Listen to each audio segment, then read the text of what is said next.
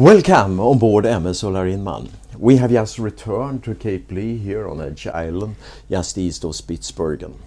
3 days ago at this very spot, we were hit by low pressure coming in from Iceland, which forced us to pack our things together, evacuate, seek shelter and hide further north, up at the Freeman Strait between Barents Island and Edge Island for 2 nights. Now the weather has temporarily stabilized and we have been able to return. And our archaeologists on board are now preparing themselves for another try to get their work done at this site this afternoon. And this is their chance, because tomorrow we have another low pressure coming in. More serious this time, with storm winds well above 30 meters per second. So, Svalbard is mixed weather, maybe not that astonishing in itself, but Svalbard is also many surprising things, and that is what I'm going to share with you in this vlog, so stay tuned!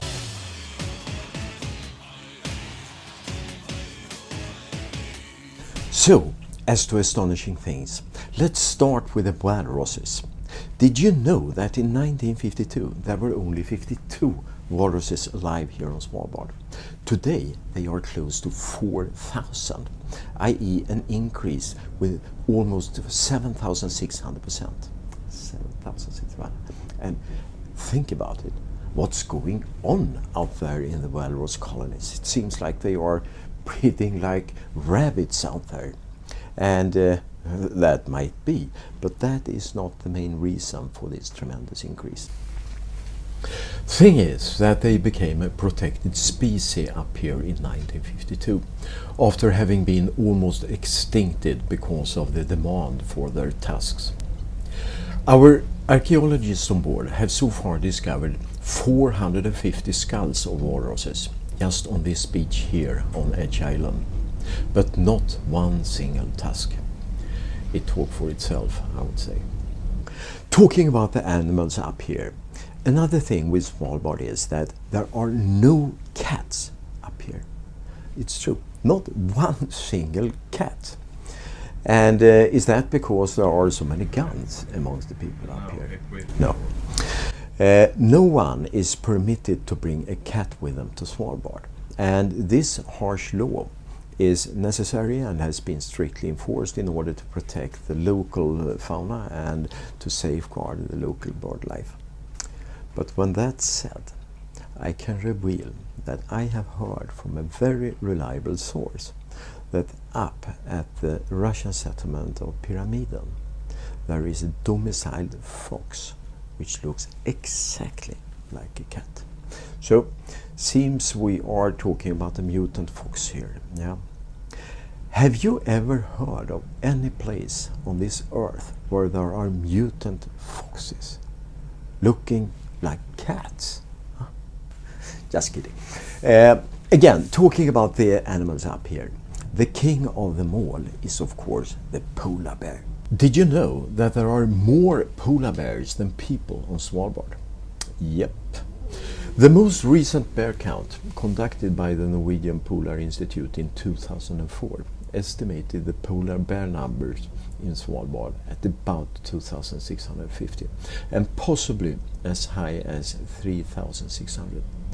Another count done in 2015 revealed that polar bears had increased with 42%, whereas there are only some 2,600 people living on Svalbard as a whole. When talking about polar bears, we appear them as white, but if you look at each hair straw, it's not white at all. It's transparent, like glass. And the skin under the fur is totally black, just like their nose. So how come that we are not seeing black bears out there all over the place? Well, in order to find out, we need to take a closer look at this, literally speaking. Now I'm visiting Sysselmannen here on Svalbard, which is the police station. And here Sysselmannen is sitting with this magnificent view out of Isfjorden. And now I will show you something. Over here, you can see that in this place you are taking off your shoes before you visit the reception here. This is the place where you can put your hand on a polar bear without being consumed, so to say. And there, in the corner of this reception, there it is. I couldn't actually resist taking one of those hair straws from the bear and put it on a piece of fabric. As you will see, the fabric fibers it's laying on are seen through the straw, i.e. it is transparent. From here I need to become a little bit theoretical for a short while, so please bear with me. Sunlight contains all wavelengths and colors of the light, and it therefore becomes white. If we then, as another example, take a look at glacier ice, like the ice just outside the window at this very moment, it appears bluish. Why is that? It's because it absorbs all light except for the shortest of wavelengths, the blue, which is then reflected, and that is what our eyes perceive. So the paradox here is that the blue ice itself contains all colors of light except for the blue. Another example, a red diamond reflects the longest of the wavelengths, the red light, and becomes red. Then we have the polar bear fur, which absorbs none of the light and voila, therefore appears as white. Which then, of course, is all good for the bear when he's both hunting and being hunted. Talking about hunting, there are many guns here on Svalbard. Sometimes you can see signs outside restaurants and stores saying that it's not allowed to take them inside. But often you can find lockers outside where you can store them temporarily. One of the reasons for all those guns all over the place is that it's illegal to not wear a gun when you are outside the settlements. The published law 2012 by the Svalbard governor requires that anyone traveling outside the settlements needs to be equipped with, quote, means of scaring off a polar bear, unquote. Translation: always carry a big rifle like the ones the guides are carrying. Yeah. Now, enough about guns. There are many other curious things about Svalbard, like you cannot be born on Svalbard. When a woman has a few remaining weeks to the due date, she has to fly down to the Norway mainland to give birth. And just as you cannot be born on Svalbard, you cannot die there either, at least you can't be buried. When talking of the prohibition of being buried on Svalbard, it seems passing to mention that Svalbard has one of the top 10 globally ranked ghost towns.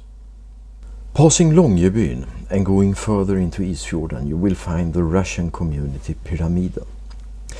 Purchased from Sweden by the USSR in 1927, the community of Pyramiden was used for years as a mining community and once housed over 1,000 inhabitants. At the time, it wasn't a bad place at all. Pyramiden had its own indoor swimming pool as well as a theater, music room and library. Apart from all the birds, it seems today, and at the first look, to be evacuated and empty. But it's not at all the case. It's still populated by a few Russians, who runs a hotel, a shop and a post office. In the evenings, the inhabitants gather in the bar, enjoying pastimes, reportage and journal films. It's like climbing straight into a Stephen King novel. Welcome back to the 1940s. There is also another Russian settlement here on Svalbard, Barentsburg, which is an even more special place, so special that it deserves its own vlog, and which I will come back to. Svalbard is unbeatable when it comes to the world's most northern records. Strange, since it's located at the same latitude as the northern part of Greenland. If it wouldn't have been for the Gulf Stream, Svalbard would as well have been totally covered by glacier ice. Since Svalbard is not covered by glaciers and ice, it has developed a totally different infrastructure and has therefore got the records of the most northern police station, the most northern church, the most northern kindergarten, the most northern cinema, and so on. Svalbard even hosts the world's most northern museum. Its collection and exhibition is limited to only 11 stones, and it might be questionable where they come from, but I assume it's the thought which counts, as in so many instances.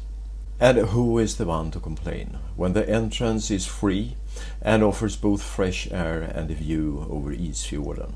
Also, some might consider the whole of Longyearbyen as a living museum, mirroring exciting ways of managing your day-to-day life here in the Arctic, like how to secure your canoes or even your house. Finally, here is some Svalbard history. Did you know that Svalbard was of strategic interest to Sweden during King Oscar II era in the late 1800s, with a number of Swedish expeditions taking place to Svalbard? This explains a lot of the naming of the land up here. Nordenskiölds land, Prince Karl's Foreland, Charles XII Island, Oscar II land, and so on. Considering the Swedish past connections with both Svalbard and MV Ulla Rinman, I couldn't resist raising the old Union flag in the mainmast for a short while, as a tribute to the brotherhood between Norway and Sweden. This accompanied by the tunes of Dåne liksom Oscar bröder, Let It Thunder brothers, as it was sung by the 65,000 gathered and grieving Swedes a warm summer evening in June year 1905, when they stood outside the summer residence of King Oscar II outside Stockholm, with tears flooding their cheeks, just after the message of the broken union had reached the masses. From